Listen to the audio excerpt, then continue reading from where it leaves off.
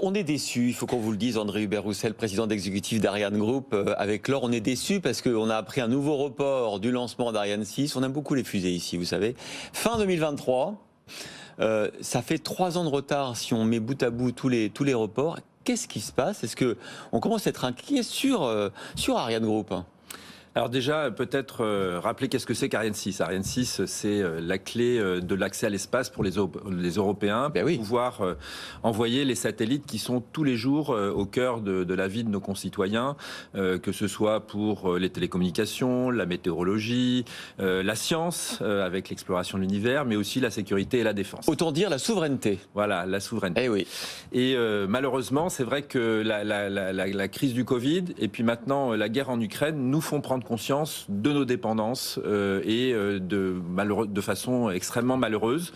Et c'est bien la preuve, et ça c'est un aspect d'optimisme, que la souveraineté, évidemment, c'est pas quelque chose qui se consomme, c'est quelque chose qui se construit d'abord par une volonté politique et ensuite par des financements, des investissements importants. Alors néanmoins, malgré tout ça, je suis confiant et je vais vous expliquer pourquoi. C'est-à-dire que le calendrier de fin 2023 sera tenu. Cette fois-ci. C'est ça, non mais c'est la question. Je suis effectivement confiant qu'il sera tenu.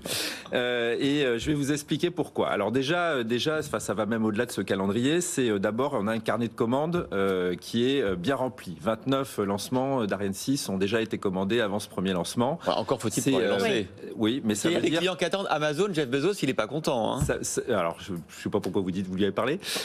On est en contact avec lui tous les jours. C'est compromis une partie de ces satellites qui vont être lancés avec du retard. Bon, enfin, toujours non, ils ne seront pas lancés avec du retard. On est totalement transparent avec lui sur la façon dont, et ses équipes, dans la façon dont progresse le développement. Et évidemment, nous organiserons et nous tiendrons nos engagements. D'accord. Néanmoins, c'est la preuve que c'est le bon lanceur. Et c'est le lanceur dont nous avons besoin. Donc ça, c'est quand même un élément important. Rappelez-vous, il y a quelques années, on disait qu'Ariane 6, c'était pas le bon lanceur, c'était en retard, c'était trop gros, trop petit, je sais pas quoi. Enfin bon, bref. Voilà.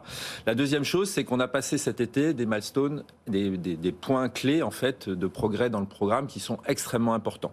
Alors, à commencer d'abord par l'allumage du moteur Vinci sur son étage, sur le banc de test du DLR en Allemagne, ce qui s'est parfaitement passé. On a eu quelques aléas, y compris météorologiques, malheureusement, pour arriver à ce point, mais le moteur a marché, a fonctionné pendant 45 secondes, et c'est c'est l'étage complet.